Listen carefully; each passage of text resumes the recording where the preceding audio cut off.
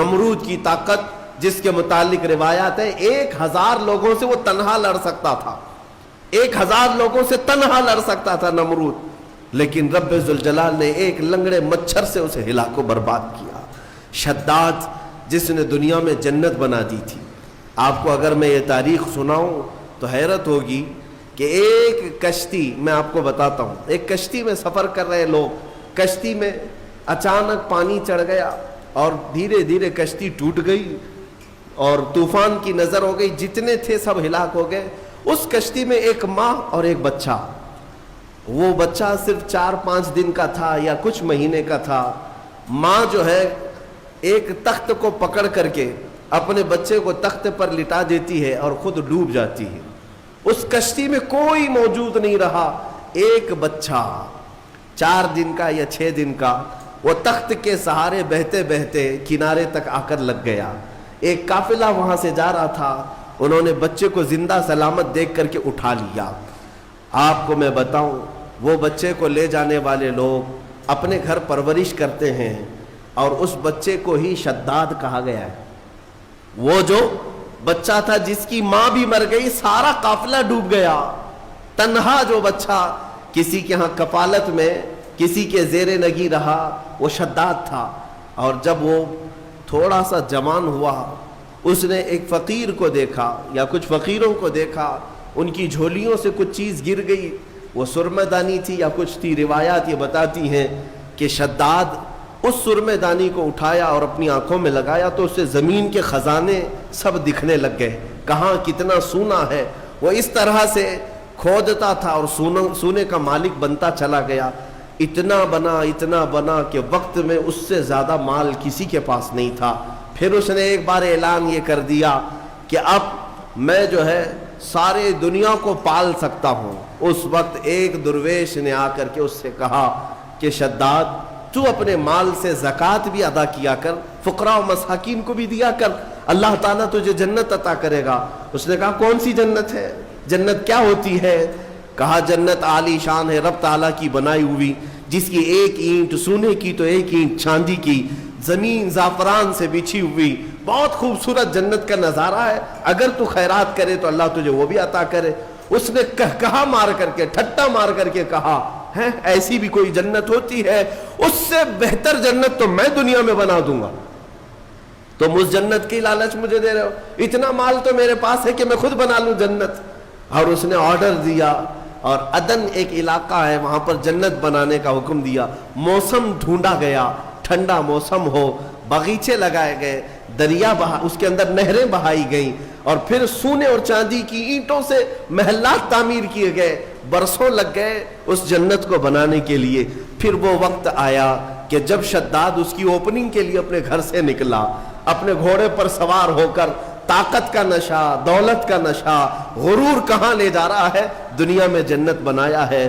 گھوڑے پر بیٹھ کر کے جب اپنی بنائی ہوئی ہاتھوں کی جنت کو افتتاح کے لیے پہنچا، دروازے پر پہنچا نہیں تھا کہ گھوڑا ٹھوکر کھا کر گرا، اور شداد نیچے جیسے ہی گرا چوٹ لگی اور وہیں اس کا دم نکل گیا، نہ اپنی جنت میں قدم رکھ سکا۔ اسی کو ارم کہا جاتا ہے۔ ارم جو ہے فارسی لفظ ہے، وہ شداد کی بنائی ہوئی جنت کو کہا جاتا تھا۔ عزیزان گرامی وقار، ملک الموت اسرائیل علیہ الصلوۃ والتسلیم سے میرے آقا صلی اللہ تعالی علیہ وسلم نے سوال فرمایا تھا کہ اے اسرائیل، کیا تمہیں روح نکالنے کے درمیان کبھی ایسا لگا ہے کہ اس کی روح اچانک اس وقت میں نکالی جائے؟ تو حضرت اسرائیل علیہ السلام نے جواباً یہی 2 باتیں کہی تھی۔ ایک وہ وقت تھا جب پوری کشتی ڈوب گئی تھی اور ایک بچہ تخت پر لیٹا جا رہا ہے اور مجھے حکم ہو رہا ہے کہ اس کی ماں کی روح قبض کرو۔ بچہ تخت پر ہے اور ماں ڈوبی جا رہی ہے اور ماں کی روح قبض کرنا ہے، کس کے سہارے اس بچے کو چھوڑا جائے گا؟ لیکن قادر مطلق کا حکم تھا، سارے لوگوں کی روح قبض کیا بچے کے علاوہ۔ یہ فرشتے کو تک نہیں حکم ہے کہ تمہیں اس کی پرواہ کرنے کی ضرورت نہیں، اس تنہا بچے کی کون نگہبانی کرے گا، اس کا حکم نہیں۔ ماں کی روح قبض کر لیا۔ اس وقت مجھے تعجب تھا کہ اس بھرے سمندر میں اس تنہا بچے کو دیکھے گا کون؟ لیکن پھر دنیا نے دکھایا کہ اس بچے کو صرف دیکھا نہیں گیا بلکہ دنیا کا سب سے بڑا امیر بنایا گیا۔ پھر آپ فرماتے ہیں دوسرا وہ وقت تھا جب اس نے اپنی پوری جمع پونجی خرچ کر کے جنت بنائی، دروازے پر پہنچنے سے پہلے مجھے حکم ہوا کہ اس کی روح قبض کر لی جائے۔ عزیزان گرامی وقار، رب ذوالجلال کے فیصلے، وہ قادر مطلق محکم فیصلے فرماتا ہے۔ بعض لوگوں کو ایسا لگتا ہے کہ سب کچھ انہی کا ہے، ابھی دنیا تو ان کے پاس ہے، طاقت ان کے پاس ہے، تخت ہے، سب کر لے جائیں گے۔ تمہیں پتہ نہیں، قرآن میں خود مولا نے فرمایا ان بطش ربک لشدید، بے شک تمہارے رب کی پکڑ بہت سخت ہے۔ جس وقت وہ پکڑ کرتا ہے تو کوئی آس پاس چھڑانے کی طاقت بھی نہیں رکھتا۔ اسی طرح کی بات میں آپ کے سامنے یہ بھی عرض کروں، ظلم جہاں تک بھی ہو ایک دن انجام کو پہنچتا ہے۔ قرآن میں رب تعالیٰ فرماتا انما یؤخرہم لیوم، ہم ظالموں کو تھوڑی ڈھیل اس لیے دیتے ہیں تاکہ ساری نگاہیں ان کا انجام دیکھ سکیں۔ فرعون جس کا یہ اعلان تھا انا ربکم الاعلی، میں تمہارا سب سے بڑا رب ہوں، اور اپنی عبادت کرواتا، اپنے سامنے لوگوں کو جھکنے پر مجبور کرتا، اس کا زمانہ ایک طویل عرصے تک چلا، اس کی طاقت پر کوئی سامنے آنے کو تیار نہیں ہوتا، یہاں تک کہ صرف اس نے ایک رات خواب میں یہ دیکھ لیا تھا کہ آسمان سے ایک تارا ٹوٹا اور اس کے محل پر گرا جس سے آگ لگ گئی۔ دوسرے دن اس نے سارے نجومیوں کو جمع کیا اور پوچھا کہ اس کی تعبیر کیا ہو سکتی ہے، تو کئی نجومیوں نے بالاتفاق یہ تعبیر بتائی کہ عنقریب بنی اسرائیل میں ایک بچہ پیدا ہوگا جو تیری سلطنت کو تباہ و برباد کر دے گا۔ یہ تعبیر سننے کے بعد اس ظالم منحوس شخص نے اعلان کر دیا کہ آج کے بعد جو بھی بنی اسرائیل میں لڑکا پیدا ہوگا اس کا قتل ہو جائے گا۔ ناحق قتل کیا، اور اللہ تعالیٰ نے قرآن میں فرمایا یذبحون ابناءہم ویستحیون نساءہم، لڑکیوں کو زندہ چھوڑ دیا جاتا تھا اور لڑکوں کو مار دیا جاتا تھا۔ 1 سال کے اندر فرعون نے 12,000 بچوں کا قتل کیا، اس خوف سے کہ کوئی بچہ ایسا نہ پیدا ہو جائے جو میری سلطنت کو ہلا دے۔ وَمَا اللَّهُ بِغَافِلٍ عَمَّا يَعْمَلُ الظَّالِمُونَ، رب تعالیٰ فرماتا ہے ظالموں کے کاموں سے اللہ بے خبر نہیں ہے۔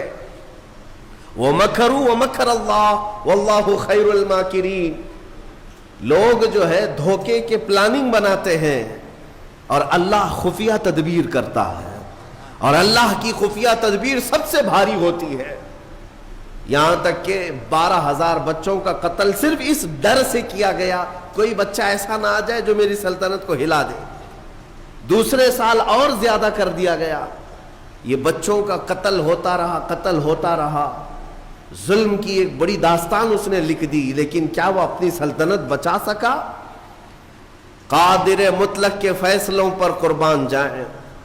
جس بچے سے اسے خوف تھا کہ وہ میری سلطنت کو تباہ و برباد کر دے گا، وہ کوئی اور نہیں، وہ موسیٰ علیہ السلام کی شکل میں پیدا ہوئے، اور پیدا ہونے کے بعد بھی شان سے کہ اللہ تعالیٰ نے ان کی ماں کو حکم دیا کہ تم اپنے بچے کو ایک صندوق میں رکھ کر کے دریا میں بہا دو۔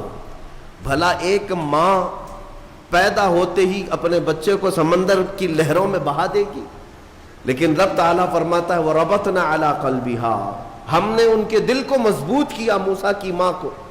انہوں نے موسیٰ علیہ السلام کو ایک صندوق میں رکھ کر کے دریا میں بہا دیا، اور وہ صندوق سیدھے فرعون کے باغیچے پر جا کر لگا۔ فرعون کی اولاد نہیں تھی، اس کی بیوی آئی، دیکھا خوبصورت بچہ ہے، اٹھا لیا، بیٹا بنا لیا۔ قرآن پاک میں موجود ہے سب۔ بیوی لے کر کے آئی فرعون کی اور کہا کہ ہم اس کو بیٹا کیوں نہ بنا لیں؟ فرعون نے کہا کہیں یہ بچہ تو نہیں ہے جو میری سلطنت کو ہلاک کر دے گا۔ فرعون کی بیوی نے کہا نہیں، یہ تو سمندر کی لہروں میں بہہ کر آیا ہے، وہ بچہ تو بنی اسرائیل میں پیدا ہوگا۔